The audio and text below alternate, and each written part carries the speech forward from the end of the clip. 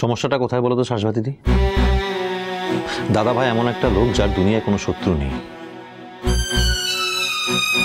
যে কারোর সঙ্গে কোনো খারাপ ব্যবহার করতে পারে না। সেই ক্ষেত্রে তোমার সঙ্গে সমস্যাটা কোথা থেকে হচ্ছে বলো তো? আর আমি চাই না এরকম একটা অবস্থায় দাদা ভাই কারো কাছ থেকে কোনো রকম ভাবে কোনো আঘাত পাক। হ্যাঁ, একদম ঠিক বলেছো ভাইয়া। সব সব দোষ তো আমার না। আমি তোমার দাদা ভাইকে কষ্ট দিচ্ছি, আমি আঘাত করছি। আসলে কি জানো তো, আমি তো তোমাদের আপন নই না, আমি তোমাদের পর। আমি অন্য বাড়ি থেকে এসেছি।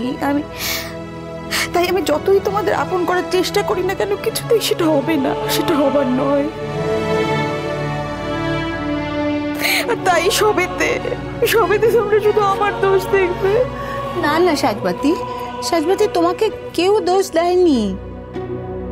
আর এই যে তুমি বললে না মা, যে পর কখনো আপন হয় না, সেটা তুমি যদি বলো তোমার ক্ষেত্রে প্রযোজ্য, তাহলে ততটা আমাদের ক্ষেত্রেও তো প্রযোজ্য। মা,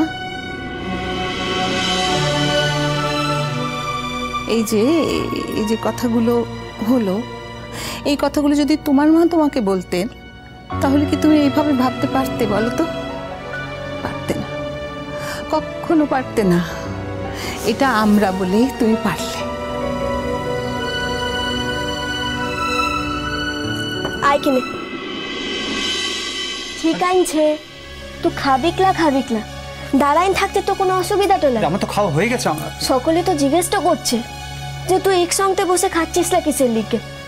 ঠিক আছে, ও দিদিমণিটাকে তো সকলে শুধাইছে, ও দিদিমণি জানবে কি করে তুই কেমনে খাচ্ছিস না।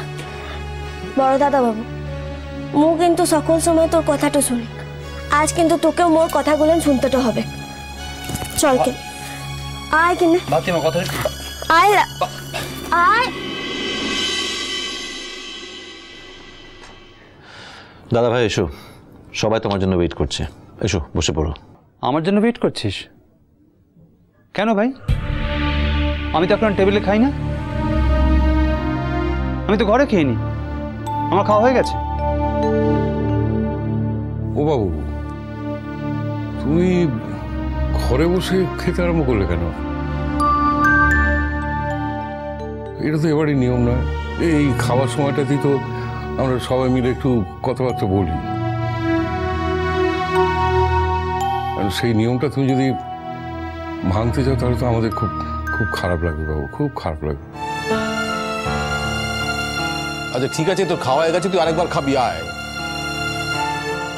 আয় বস, আয় বাবু, ও বাবু, আয় বাবা, আয় বস। আমি তো সকালবেলা তোর ঘরে গেলাম, দেখলাম তো যে ওই রুটি দিয়েছিলাম, অর্ধেকটা রুটি খেয়েছিস, কে খাসনি পড়ে আছে।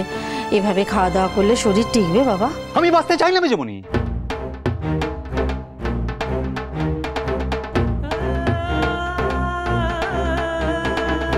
আমি বাঁচতে চাই না বলছি তো, অনেকবার বলেছি বাঁচতে আমি চাই না। আর কেন বাঁচতে চাও না সেটা বলো, বলো সবাইকে। আমার জন্য তুমি বাঁচতে চাও না, তাই তো? এইসব কথা আমাদের বাড়িতে উঠছে কেন আমি তো বুঝতে পারছি না। কি হয়েছে দাদা ভাই, কি হয়েছে বলো তো? কিচ্ছু হয়নি। উঠছি সব কিছুটা শেষ থাকে জীবনে। মনে কর আমার জীবনটা এবার শেষ হয়ে এসেছে। এভাবে প্রত্যেক দিন তিল তিল করে মরার থেকে উঠছি। আমার এখন মনে হচ্ছে যা হওয়ার একদিনে হয়ে যাওয়া ভালো।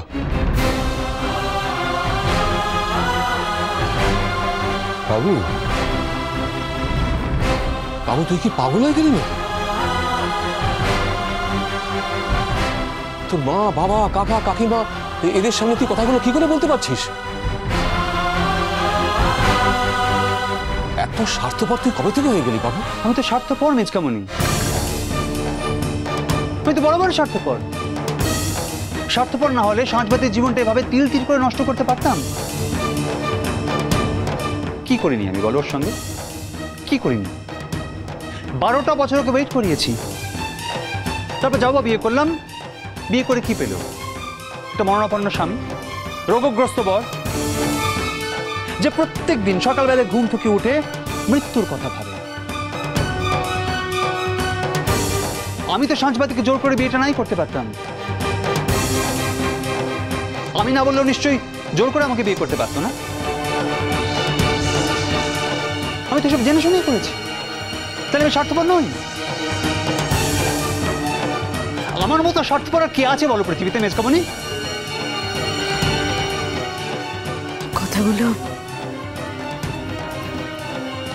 কথাগুলো আমাকেই শোনালে তো ধৃতি? আমি রাগে দুঃখে অভিমানে তোমাকে কি বলেছি সেই কথাগুলো তুমি সকলের সামনে বললে। কতদিন চেনো আমাকে? অনেকদিন তো হলো। তুমি জানো, খুব ভালো করে জানো যে এগুলো কোনোটাই আমার মনের কথা না, আমার মুখের কথা। খুব ভালো করে জানো, কিন্তু তাও কথাগুলো তুমি সকলের সামনে বললে আমাকে অপমান করার জন্য। এতটাই যখন বললে তখন বাকিটুকুও বলে দাও। আমি তো কোনো দয়া চাইনি তোমার কাছে, কেন দয়া করছো? বলে দাও সবাইকে বলে দাও যে সাঁঝবাতি এই কথাগুলো বলেছেন। প্লিজ বলে দাও। না না না সাঁঝবাতি, তুমি যদি সত্যি সত্যি এই কথা বলে থাকো তাহলে এর চেয়ে বড় অন্যায় তুমি কিছু করোনি। এই বাড়ির দেয়ালগুলো না সাঁঝবাতি খুব পাতলা, তাই তুমি কি বলছো সেটা তুমি আমাদের না বললেও আমরা জানতে পারি।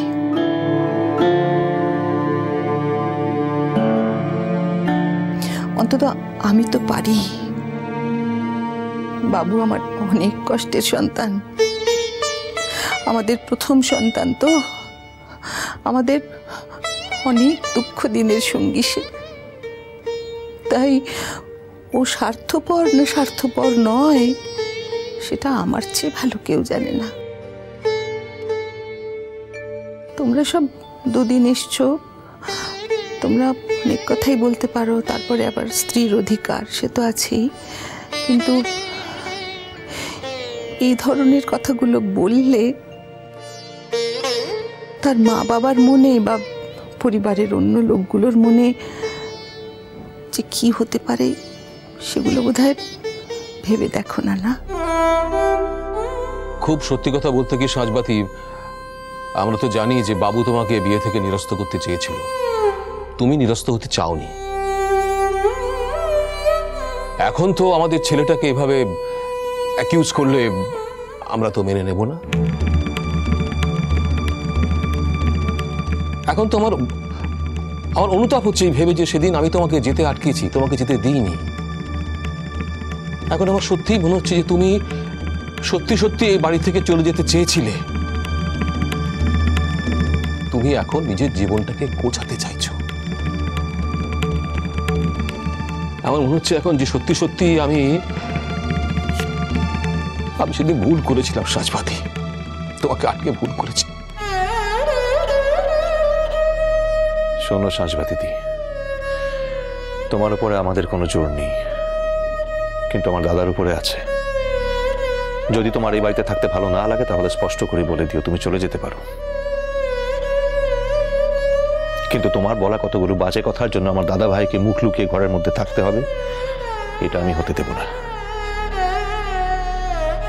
তুমি চলে যেতে চাইলে বলো, আমি নিজেই তোমাকে পৌঁছে দিয়ে আসবো।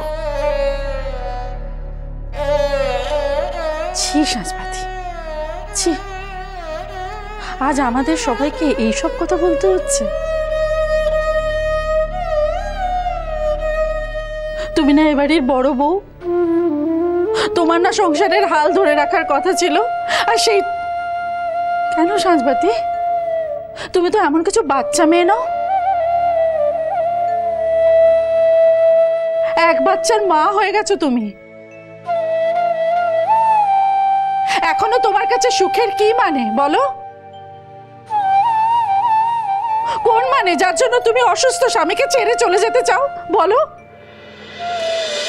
মিষ্টি কুটু মিষ্টি কুটু মিষ্টি কুটু।